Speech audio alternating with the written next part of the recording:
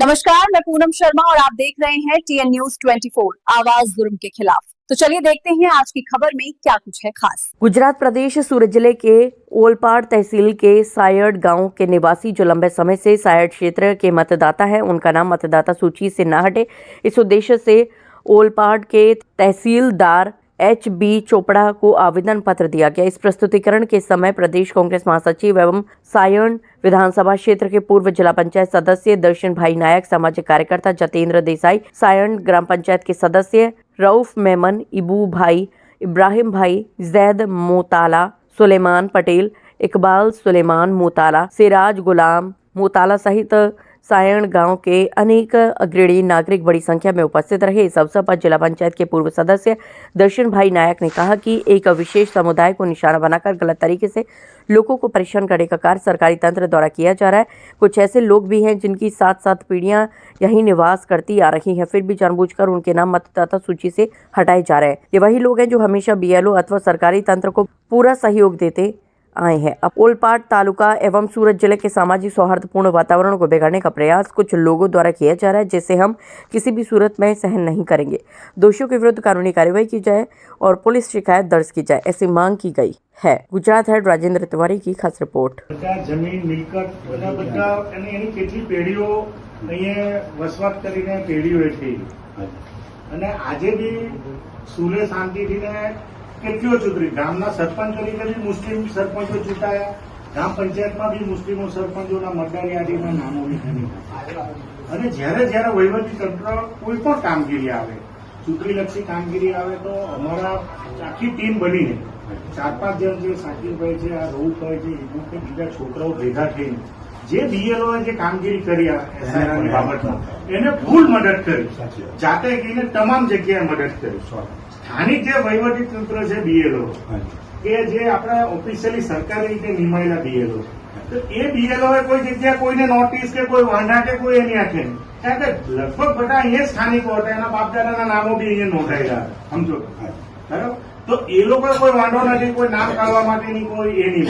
પણ આ જે ઓનલાઈન જે ફોર્મ ભરવાની જે આવી ફોર્મ નંબર 7માં એમાં કેટલાઓ અમારા આ બધા આગેવાનોને નોટિસો અને ઘણી વખત એવું છે કે એવા લોકો કોણ છે જે કોઈ રાજકોટ વાળો હોય, કોઈ તમારો બરોડા વાળો હોય, એટલે અમે સ્થાનિક અમારા BLO જે મુખ્ય હતા એને બી મળ્યા, એની પાસે માહિતી માંગી તો એની પાસે બી માહિતી એ નહીં મળી। એટલે અમારી તો લાગણી એ છે કે આ વિસ્તારનું વાતાવરણ બગાડવા માટે સામાજિક જે સહોદરતા, કારણ કે આ એવી વસ્તુ છે કે અમારા પોતાના જે મતદારો છે અહીંયા વર્ષોથી પેઢી પર અહીંયા રહેતા હોય અને એ પરિવારને જયારે નામ મતદાર યાદીમાંથી કાઢવાના હોય અને આ રીતે થતું હોય તો સ્વાભાવિક છે કે આ વિસ્તારમાં વાતાવરણ બગડે।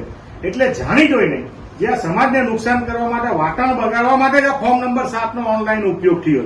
એટલે અમે તમારી પાસે વિનંતી એટલા માટે કરવા આવ્યા કે આવા જે કોઈ લોકો છે, તમારી પાસે માહિતી તો હશે, ઓનલાઈનની જે માહિતી હશે, તો તમે આમાં સરકારી મુખ્ય ચૂંટણી અધિકારી તરીકે તમે આમાં ઇન્ટરવ્યુ આવવાના નામો જાહેર કરો અને એની પોલીસ ફરિયાદ તમે કરો કે ઓફિશિયલી એને આપ્યું છે, એની સહીથી આપ્યું છે।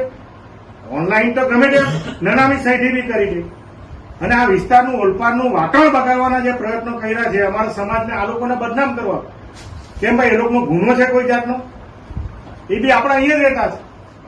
એટલે બિચારા આ તો બધા અમારે તંત્રને સહકાર આપતા હોય, એટલે કોઈ પણનું નામ નહીં કરવું જોઈએ। પહેલા અમારો પણ તંત્ર તરફથી પણ પૂરો સહકાર રહેશે, આપનો સહકાર છે, સામે અમારો પણ સહકાર રહેશે। તમે તમારા સાત કેટલા આપણા હતા? 13 પૂછી લેવું કે આ લોકોએ કેટલી મદદ કરી એટલું પૂછો। એટલે અમે એક સ્થાનિક નાગરિક તરીકે વહીવટી તંત્રને જયારે મદદ કરતા હોય, પરંતુ સરકારી સિસ્ટમનો દુરુપયોગ જે આવા લોકો કરી રહેલા અને સમાજનું વાતાવરણ બગાડવાનું કામ કરે તો તમે તાલુકાના મુખ્ય અધિકારી જો સામાજિક સુરક્ષા જાળવવા માટે તો આવા લોકોની હવે પોલીસ ફરિયાદ દાખલ થવી જોઈએ કોઈ પણ સંજોગોમાં। હવે આની હાથ પેઢીએ દફન થઈ ગઈ। હવે એ પેઢીએ સર્ટિફિકેટ જો આપવાનું આવા આ બહારનો માણસો માગે કે આનો જન્મ કા થયેલો, આનો મતદાર યાદીમાં નામ કા છે, હું છે। આજે 70 વર્ષના પાસે જો ઉંમરનો દાખલો માંગતા હોય તો ક્યાંથી લાવો? અને કદાચ સાહેબ એ તો ECI ની ગાઈડલાઈન મુજબ એમની ઇન્સ્ટ્રક્શન કે સૂચના મુજબના ડોક્યુમેન્ટ BLO એ કદાચ માંગ્યા હોય. નહીં, officially BLO માંગે. એ તો બધું પૂરું જ થઈ ગઈ પ્રક્રિયા છે. ન મળ્યા ને એની અવેજીમાં જન્મનું બીજું શું આપી શકાય એ બધું પણ આપણે આમાં ઓનલી ફોર મુસ્લિમ જ આવેલા છે, બીજા કોઈ ટોટલી મુસ્લિમ જ છે. ના, ના, હા આ બાબતે પણ ECI ની ગાઈડલાઈન મુજબ જ કામ થશે. અને અમારા બીજું તરફથી કોઈ પેલું બીજું સાહેબ કે આ લોકોને કેમ મુસ્લિમ એટલે વાતાવરણ બગાડવા માટે તમે સમજી લો. અમારો તાલુકાનો કોઈ માનવ વાંધો આપતો હોય, સ્થાનિક BLO આપતો હોય તો લાવો ને ના માટે અમે એના પુરાવા રજૂ. અમારે તો કોઈની સાથે મિલકત મીઠો ઝઘડો છે નથી. અમે ભારત દેશના નાગરિક છીએ અને છેલ્લા 50 વર્ષથી આ જે સંવિધાન છે, લોકશાહી, એમાં અમે મતદાર તરીકે નોંધાયેલા જ છે. એવું તો છે નથી કે અમે કોઈ સરકારની સાથે કોઈ એવી પ્રવૃત્તિ કરી કે અમારું નામ કાઢી નાખવું પડે. એટલે આવા બહારના લોકો જે ધંધો કરે છે, જો આવું કરે તો કાલે ઉઠીને આ તો એક વખત નામ તમારું નીકળી ગયું, સમજો તમે ઓફિશિયલી, તો બિચારા પેલા મને નવી પ્રક્રિયા માટે કેવી રીતે જવું પડે. એટલે તમારી પાસે અમારે તો આ નામ હાથે તમારે આ ફરિયાદ થવી જોઈએ. સામાજિક વાતાવરણ બગાડવાના સાયણના કે ઓલપાડ તાલુકાનો પ્રયત્ન કરે એને ચલવી નહીં લે. બોલો, બરાબર કઈ છે બીજું કેવું છે? એમાં આપ સાહેબ ને જે બી કઈ સાથ સહકાર દીધો તો અમારા તમે જયારે કહો ત્યારે આ બધા વડીલો બધા જ તમામ લોકો તરફથી ઓલપાડમાં હંમેશા વહીવટી તંત્રનો પણ સહયોગ પ્રાપ્ત થયો છે અને અમે પણ એવા જ પ્રયત્નો કર્યા છે. અને દર્શનભાઈ બધા તમે ને અમે સ્કૂલમાં અમે છે ને એક જ જગ્યાએ નેતાઓ પણ જાણે જ છે કે અમે જ્યાં સુધી બને ત્યાં સુધી કોઈ અમે પક્ષાપક્ષીમાં ના બરાબર છે ને આ પક્ષની વાત જ નથી સાહેબ. સાહેબ એક જ જગ્યાએ ભેગા કરીને બધાને એક જ જગ્યાએ ભેગા કરીને પછી ઘરે ઘરે ફરવા બી નથી. બાકી એ બિચારા BLO જે હતા ને તો કોઈ કોર્પોરેશનમાંથી હતા, કોઈ આપણે શિક્ષકો હતા, એ બિચારા લેડીઓ હતી. એ તો બિચારીઓને એવી તકલીફ હતી BLO ને કે એને ખબર નહીં ને વિસ્તાર એટલો સ્કેટર અને બધા અલગ અલગ નામ આટલા સમયમાં આ કામ પૂરું જ નહીં થાય. પણ આ લોકોએ બધી રીતે મદદ કરી. પૂછો તમે તમારા આપણા સ્થાનિક બધા જો તમામ ગામોમાં ગ્રામજનોએ હા. સરપંચોએ બધા સરકાર બધા જ હા, એટલે સાહેબ તમારો વાંધો સામાજિક હોય, અગ્રણીઓએ બધાએ મદદ નહીં, કરી છે. તો મામલતદાર- અમને પોતાને ખબર છે એ વિના તો આ શક્ય જ નહીં બને. મામલતદાર શ્રી, ચૂંટણી અધિકારી, ચૂંટણીનો ઓફિસિયલી સરકારે જે નિમણૂક કરેલા BLO નોટિસ આપતા હોય ને તો અમને વાંધો નથી, અમે એનો ખુલાસો કરી દઈએ.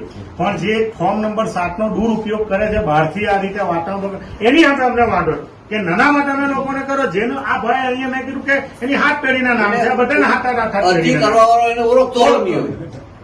અને એ અરજીવાળો 10 જણ છે, એને પૂછો તો તમે આમાં એક બી નામ સાહેબ અમારા ને આ ફરિયાદ દાખલ થવી જોઈએ, અમારી એ જ લાગણી છે, બીજી કઈ છે નહીં.